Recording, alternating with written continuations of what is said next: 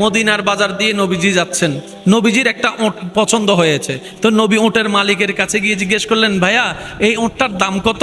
ওই দামাদামি হলো, নবী সে দামে কিনতে রাজি হলেন, কিন্তু নবীর কাছে তখন অর্থ ছিল না। তখন নবীজি ওনাকে বললেন, আপনি আমাকে ওঁটটা দেন, আমি এখনো গিয়ে আপনার সেই প্রাপ্যটা পাঠিয়ে দিচ্ছি। ওঁটের মালিক ওনাকে ওঁটটা দিয়ে দিলেন।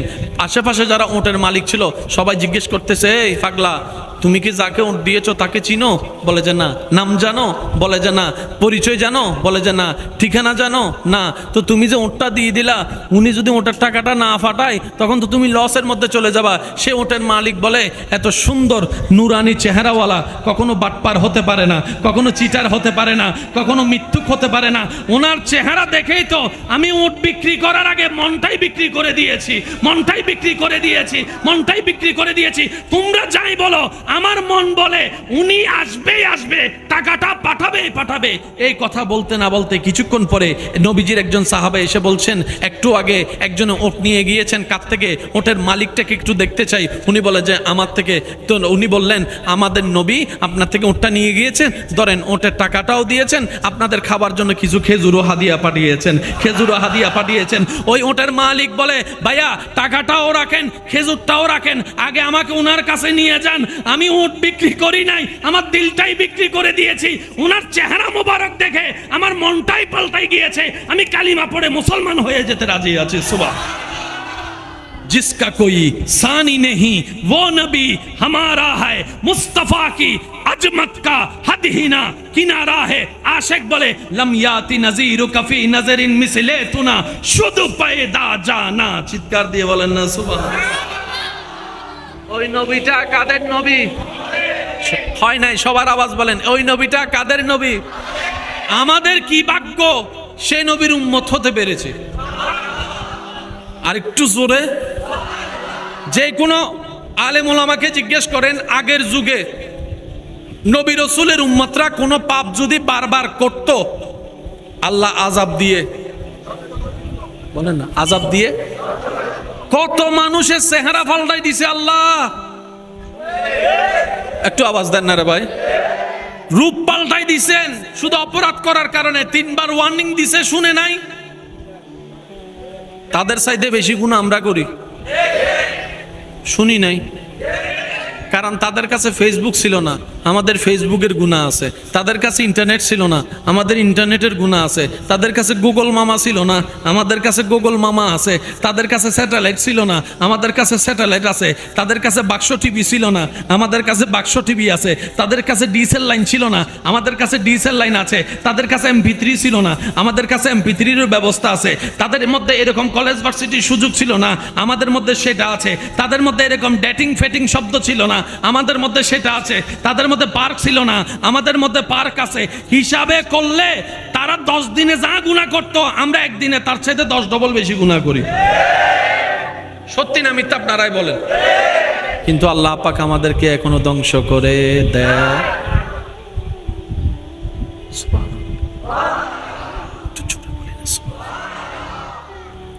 তো জমিনে আল্লাহকে বলে, আল্লাহ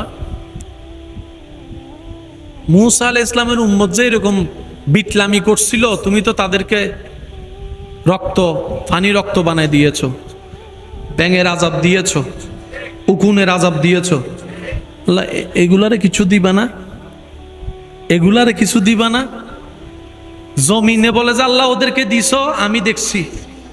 সূর্য বলে যে আল্লাহ নূহ আলাইহিস ইসলামের উম্মতরে যে তুমি বন্যায় ভাসায় দিছিলা, আমি দেখছি, শুধু গুনার কারণে।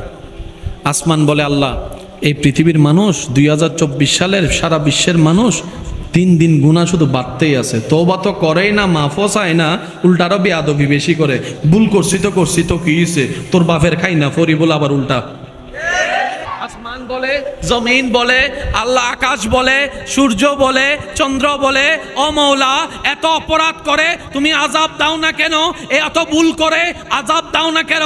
আগের যুগের মানুষেরা প্রেম করতে ভয় পাইতো। আজকে থেকে 30, 40, 50 বছর আগেও সিটির প্রেম ছিল, তখন এরকম সুযোগ ছিল না। আজকে থেকে 3-4 হাজার বছর আগে প্রেম শব্দটা এমন সব ছিল না, জেনা শব্দটা এভাবে এত ওপেনলি ছিল না। আল্লাহ গো, এখন মোবাইলে জেনা, টিভিতে জেনা, ভিডিওর মধ্যে জেনা, রাস্তায় জেনা, এভাবে জেনা, চোখের জেনা, হাতের জেনা, মুখের জেনা, নাকের জেনা, এভাবে জানা সেভাবে জানা। আল্লাহ জেনা তো তুমি সহ্য করতে পারো না আল্লাহ, তারপরও তুমি আযাব দিচ্ছ না কেন? ও আমার নবীর উম্মতেরা, নবীর প্রেমিক আশেকেরা, মাইকের আওয়াজ যতটুকু যাচ্ছে, আল্লাহর ওয়াস্তে শ্রদ্ধার সাথে বলি, মনের কান দিয়ে একটু শুনুন। মূসার উম্মতেরও আল্লাহ, ঈসার উম্মতেরও তো তিনি স্রষ্টা আল্লাহ, দাউদ আলাইহিস সালামের উম্মতেরও তো তিনি আল্লাহ, নূহ আলাইহিস সালামের উম্মতেরও তো তিনি আল্লাহ, সবার জন্যই তো তিনি আল্লাহ, আমাদের জন্যও তো তিনি আল্লাহ, তিনি আমাদের অভিভাবক। একবার সৃষ্টি বলে যে ও জমিন বলে, আকাশ বলে, মেঘ বলে, সূর্য বলে, বাতাস বলে, গাছ বলে, জঙ্গল বলে, পাহাড় বলে, নদী বলে, সাগর বলে,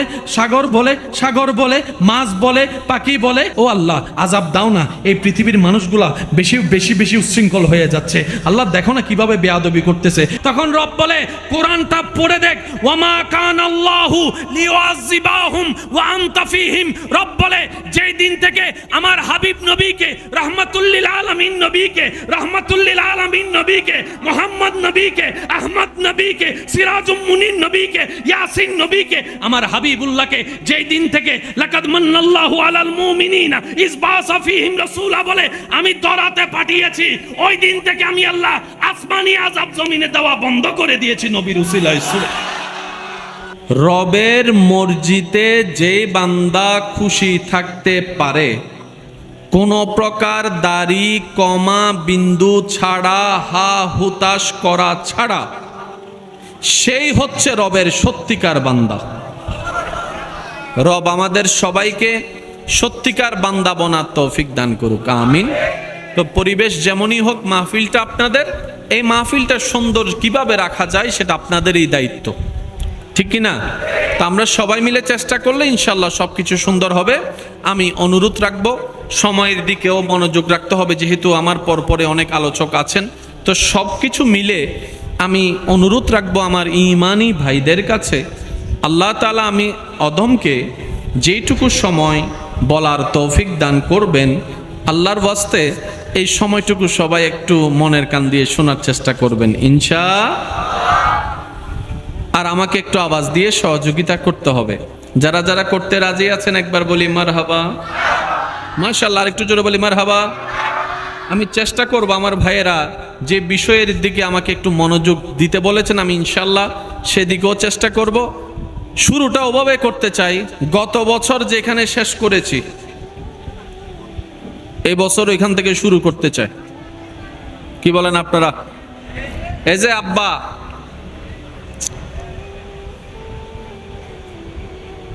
একবার বলি মারহাবা। গত বছর সম্ভবত মাহফিলটা মনে ওদিক দিয়ে হয়েছিল না? জি জি জি, আচ্ছা। এটা কি বলেন না? এটার একটা প্রতিষ্ঠা সাল বলেন না, প্রতিষ্ঠা সাল। প্রতিষ্ঠা আগে হয়েছে না প্ল্যানিং আগে হয়েছে? প্ল্যানিং আগে হয়েছে নাকি নিয়ত আগে হয়েছে? জোরে বলেন। নিয়তের পরে প্ল্যানিং, প্ল্যানিং এর পরে ভিত্তিপ্রস্তর, ভিত্তিপ্রস্তরের পরে কাজ শুরু। এখন কতটুকু আছে এখানে? কোন ক্লাস পর্যন্ত আছে? হ্যাঁ, ক্লাস 9, 10 পর্যন্ত আছে না? আচ্ছা, মানে এসএসসি প্রথম যখন হয়েছে তখন ডাইরেক্ট এসএসসি কিন্তু হয় নাই। 2, 3, 4, 5, 6, 7 ধাপ ধাপ ধাপ ধাপ 10। এই শব্দটা আমরা বুঝি না বলেই পুরা পৃথিবীর মধ্যে ঝামেলা লাগাই রাখছি। একটু জোরে বলেন না। আপনার কাছে আমি দোষী, আমার কাছে আপনি দোষী, তো সঠিকটা কে? সবাই তো দোষী। যে জেলে আছে সেও দোষী, যে বিচার করতেছে সেও কোনো না কোনো জায়গায় দূষিত। একটু জোরে বলেন না রে ভাই। যে মামলা দিছে সেও কোনো না কোনো কাজের জন্য দোষী। যেই উকিলে লড়তেছে, দুনো পক্ষের উকিল, কোনো না কোনো কারণে সেও তো দোষী। কথা বলেন ঠিক কিনা?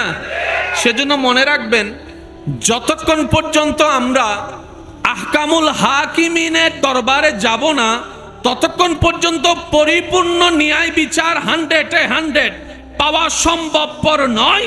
তাই তো আল্লাহ মুসলমানদের জন্য কিয়ামতের ময়দানে হাসরের বিচারের ব্যবস্থা করে দিয়েছেন, যেন বান্দারা ন্যায় বিচার পায়। তাহলে হাসরের ময়দানেরও দরকার। এই দুনিয়াতে যারা ক্ষমতার সামনে কথা বলতে পারে নাই, টাকার প্রভাবে যারা কথা বলতে পারে নাই, তারা তো ন্যায় বিচার পাওয়ার অধিকার আছে। তো দুনিয়াতে তারা মামলা দিলে কেউ নেয়ও না। বলেন না, বলেন না, বলেন না। এই দুনিয়াতে তারা যখন আইনি লড়াই লড়ে, বিভিন্নভাবে হুমকি দিয়ে তাদেরকে চুপ করায় রাখছে, ন্যায় বিচার পাচ্ছে না, নিজের বাপ দাদার বিটাটা পর্যন্ত অন্য কেউ দখল করে নিচ্ছে, সেই জায়গার উত্তরসূরিরা ঢুকতে পারতেছে না। এরকম হাজার কাহিনী আছে না নাই? ন্যায় বিচার, বলেন না, ন্যায় বিচার। আর কেউ যদি ন্যায় বিচার করতে চায়, তারা এমন ভাবে গলা চিপে ধরা হয়।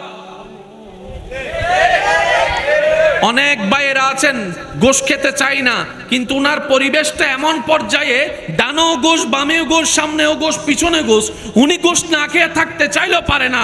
10 জনের কাছে উনি নিজে দোষী হয়ে যাচ্ছে। আল্লাহ পাক বলে যে, বান্দা তোমরা টেনশন করিও না, কোন রকম দুনিয়ার জীবনটা পাস করো, কবর হয়ে হাসরে আমার কাছে আসো, আমি রব্বুল আলামিন ন্যায় বিচার কাকে বলে দেখিয়ে দিব, বিচারে রায়ও করে দিব। সুবহান। সেজন্য একজন আশেক খুব সুন্দর বলেছেন, মুমিন বান্দার ডিকশনারিতে লস বলতে কোনো শব্দ নাই। সুবহানাল্লাহ বলি, মন খুলে একবার বলি সুবহানাল্লাহ। যার যত শক্তি আছে একবার বলি সুবহানাল্লাহ। এই মুমিন বান্দার ভিতর পুরুষ আছে না নাই? নারীও আছে না নাই? আশেক বলছেন, মুমিন যারা হয় তাদের ডিকশনারিতে লস বলতে কোনো শব্দ নাই। প্রত্যেকটা মানুষের জীবনে লাভ লসের একটা শব্দ আছে। আমার কথা কি আপনারা কষ্ট পাচ্ছেন?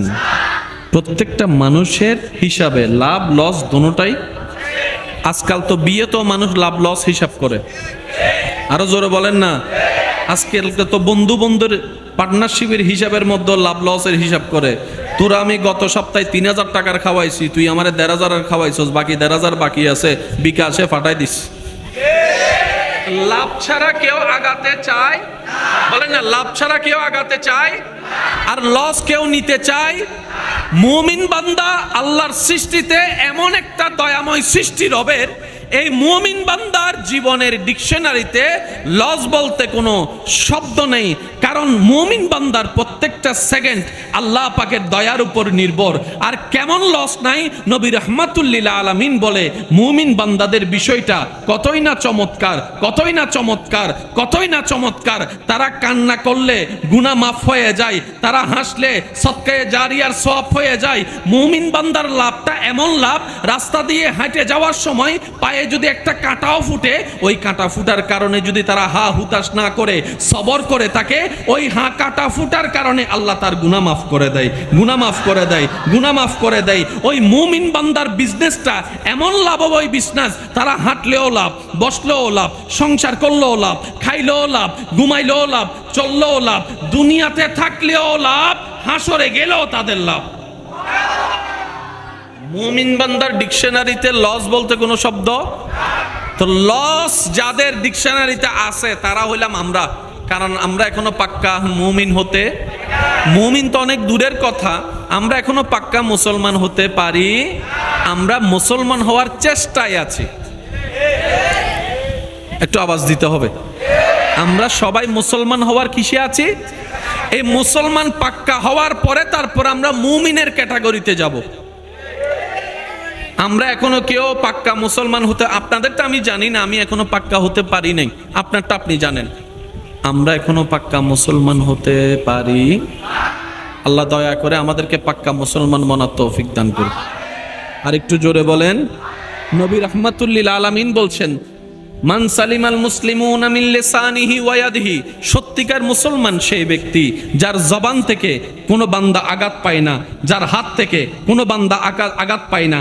এই একটা হাদিসের অংশ নিয়ে যদি আমি আমাকে বিচার করা শুরু করি, দেখা যাবে আমি আমার স্বামী হয়ে বউয়ের সাথে কষ্ট দিয়ে কথা বলেছি, আমি বড় ভাই হয়ে ছোট ভাইকে আঘাত দিয়ে কথা বলেছি, আমি টাকাওয়ালা হয়ে গরিবকে আন্ডার এস্টিমেট করে কথা বলেছি, আমি রাস্তাঘাটে রিক্সাওয়ালার সাথে খারাপ ব্যবহার করেছি, সিএনজিওয়ালার সাথে খারাপ ব্যবহার করেছি, সন্তান হয়ে মা বাবার সাথে খারাপ ব্যবহার করেছি, আমি শিক্ষক হয়ে ছাত্রের সাথে খারাপ ব্যবহার করেছি, ছাত্র হয়ে ছাত্রের সাথে খারাপ ব্যবহার করেছি। কোনো না কোনো জায়গায় জবান আমাদের দোষী, হাত আমাদের দোষী, পাক্কা মুসলমান এখনো হতে পারি নাই। আর মুমিনরা হচ্ছে সবাই পাক্কা মুসলমান। এতটুক পর্যন্ত যারা আমরা কথা বুঝতে পেরেছি তারা একবার বলি মারহাবা। এবার আসেন, আমাদের একটা কথা আছে, নিজে বাঁচলে, একটু সবাই বলি, নিজে বাঁচলে, তাহলে আমার বাঁচার হিসাব আমাকে করতে হবে, আপনার বাঁচার হিসাব আপনি করেন। আপনি কিভাবে শান্তি থাকবেন আপনার ব্যক্তিগত ব্যাপার, আমি কিভাবে শান্তিতে থাকব আমার রাস্তা আমাকে করে নিতে হবে। আপনার ঘরের মানুষ কিভাবে হাসি খুশিতে থাকবে রাস্তাটা আপনাকে করে দিতে হবে। আমার পরিবার কিভাবে হাসি খুশিতে থাকবে, মিলমিশ থাকবে, সেই রাস্তাটা আমাকে করে দিতে হবে। কারণ আমি আপনার ঘরে গিয়ে শান্তি নিব না, আপনি আমার ঘরে এসে শান্তি নেবেন না। হয়তো বছরে 1-2 বার আল্লাহ চাহে তো মেহমান হয়ে আমি আপনার ঘরে যাব, না হয় মেহমান হয়ে আপনি আমার ঘরে আসবেন, এর চাইতে তো আর বেশি কিছু হবে না। সেজন্য বুদ্ধিমান তারাই যারা নিজের দুনিয়ার কেন্দ্রিক, পরিবার কেন্দ্রিক, সমাজ কেন্দ্রিক, ব্যক্তি কেন্দ্রিকের বিষয়টাকে ইসলামের সাজেশন দিয়ে এমন ভাবে সাজাই নেয় যাদের উপর আল্লাহ রহমত হয়ে যায়, ঘরটাও সোনায় সোহাগা শান্তির হয়ে যায়, মাথার উপর ছাদ নাই, দিলের মধ্যে শান্তি থাকে।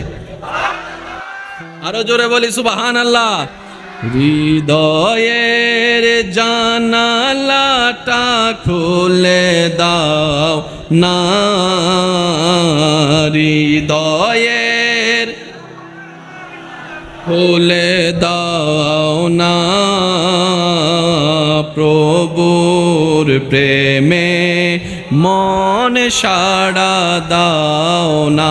সবাই একই আওয়াজে, হৃদয়ের জানালাটা প্রভুর প্রেমে মন। উচ্চ আওয়াজে একবার বলি আলহামদুলিল্লাহ।